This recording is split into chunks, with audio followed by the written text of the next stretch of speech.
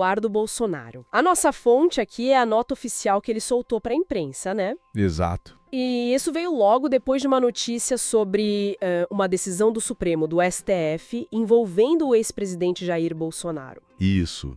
Então, o timing é bem significativo, né? Já surge num contexto de alta tensão política. Exatamente. E a nossa ideia é focar nos pontos principais e na linguagem que ele usou ali. Perfeito. Porque o que chama atenção logo de cara, assim, é o tom. É um tom muito direto. E as acusações são pesadas. Muito pesadas. A nota fala do ministro Alexandre de Moraes como, abre aspas, psicopata descontrolado.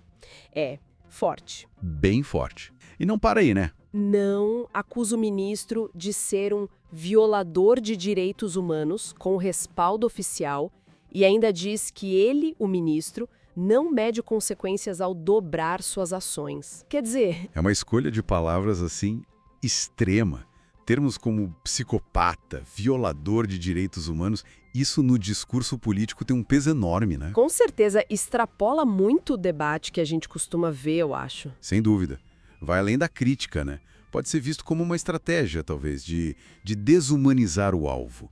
Transformar a divergência política numa luta contra algo visto como, sei lá, ilegítimo, irracional. Entendi. Para inflamar mesmo a base de apoio, talvez? Apresentar como uma ameaça muito grande? Exato. Faz sentido pensar por aí.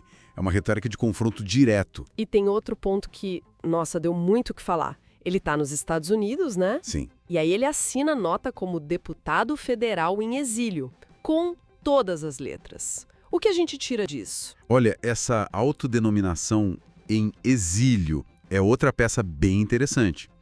Porque exílio classicamente implica uma saída forçada do país, né? Por perseguição política, geralmente. Aham. Ele usa isso estando, bom, voluntariamente fora do Brasil. Mesmo que ele argumente que é por segurança ou protesto. Cria uma narrativa, né? Exatamente. Constrói essa narrativa de que ele é um perseguido político. Manda uma mensagem clara para os apoiadores e, quem sabe, para a comunidade internacional. Tipo, olha, sou vítima de um sistema opressor. Certo.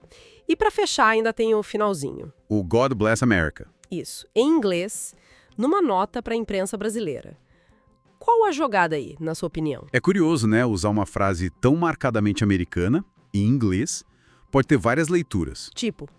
Pode ser um sinal para aliados ou para uma audiência nos Estados Unidos. Pode ser para contrastar a situação daqui com um ideal de liberdade que ele associa aos Estados Unidos, ou até reforçar essa imagem de estar sob alguma proteção, ou alinhado com valores americanos. Sei.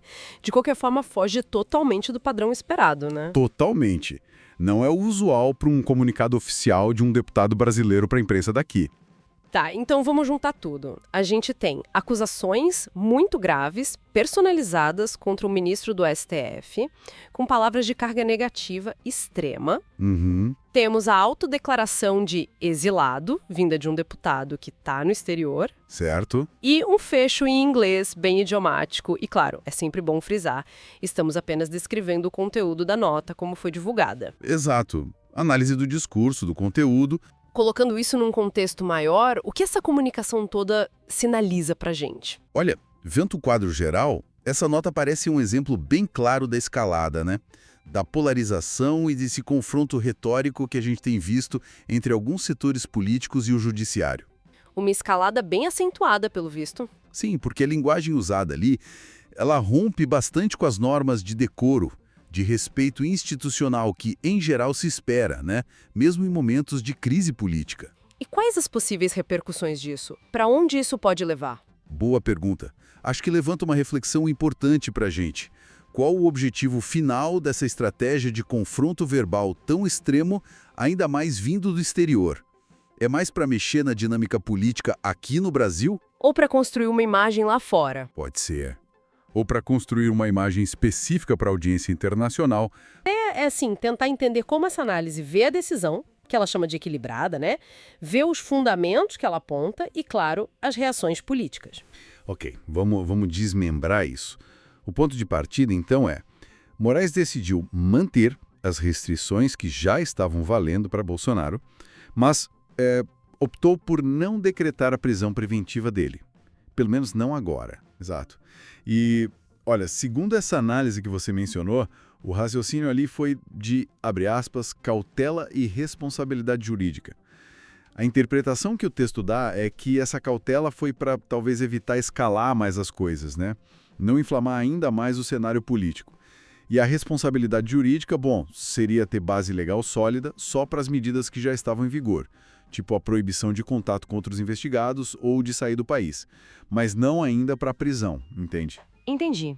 Base sólida para as restrições, mas não ainda para a prisão. Isso. O texto também, ele reforça que a decisão foi fundamentada, que seguiu os princípios do devido processo legal. Quer dizer, tentou respeitar as garantias de defesa, os ritos formais, mesmo num caso assim super complexo e visível. Claro. E uma decisão dessas não fica só no jurídico, né? Aqui é onde fica bem interessante. A manutenção das restrições, mesmo sem prisão, gerou barulho na hora. Aliados do Bolsonaro, como era de se esperar, criticaram, né? Reclamaram que as limitações continuaram. Sim, com certeza. E o que essa análise específica que a gente está olhando destaca é justamente a importância que ela atribuía à postura do ministro. Mesmo com o que o texto chama de pressões políticas, a leitura é que a decisão mostra um compromisso com o rigor institucional. Rigor institucional. É, como se fosse uma forma de dizer, olha, as instituições seguem as regras, mesmo quando o clima está tenso, sabe? O objetivo ali, por essa ótica da análise, seria duplo. Primeiro, garantir que as investigações sigam firmes, né? Usando as cautelares como ferramenta. Ok, mantém a investigação andando. Exato. Mas, ao mesmo tempo, não partir para a medida mais extrema, que seria a prisão preventiva neste momento. A análise sugere que, para prender, precisaria ter um risco muito concreto, atual, para a investigação ou para a ordem pública. E parece que a avaliação refletida na decisão foi que esse risco específico para a prisão não estava claro agora. Diferente da necessidade de manter as outras restrições, essas sim vistas como necessárias. Então, o que essa análise está dizendo, no fundo? Que a gente tem uma tensão clara aqui. De um lado, a firmeza para a investigação continuar, usando as ferramentas que já existem. Exato. E do outro, a escolha de não usar a ferramenta mais drástica, a prisão. Parece um exemplo de como tentam aplicar a lei de forma ponderada, talvez. Mesmo num caso com tanta visibilidade, tanta carga política envolvida. É uma forma de ler a situação, sem dúvida, baseada nessa fonte. Então, resumindo, a ideia central que a gente tira dessa análise específica é uma decisão judicial descrita como tecnicamente bem pensada, que mantém a investigação ativa sobre o ex-presidente com as cautelares. Mas evita a prisão preventiva. Isso, como esperado, gerou reação contrária no grupo político alinhado a ele. Pois é. E isso leva a gente para uma reflexão final que a própria análise meio que provoca ao focar nesse equilíbrio, né? Pensando além das reações do momento, o que esse ato específico sabe? Manter restrições, mas evitar a prisão agora, o que isso diz para a gente sobre os desafios, as pressões que as altas cortes enfrentam quando lidam com investigações assim, tão sensíveis politicamente, envolvendo ex-chefes de Estado. E tudo isso dentro de um sistema democrático. É uma pergunta complexa. Fica aí a questão, né?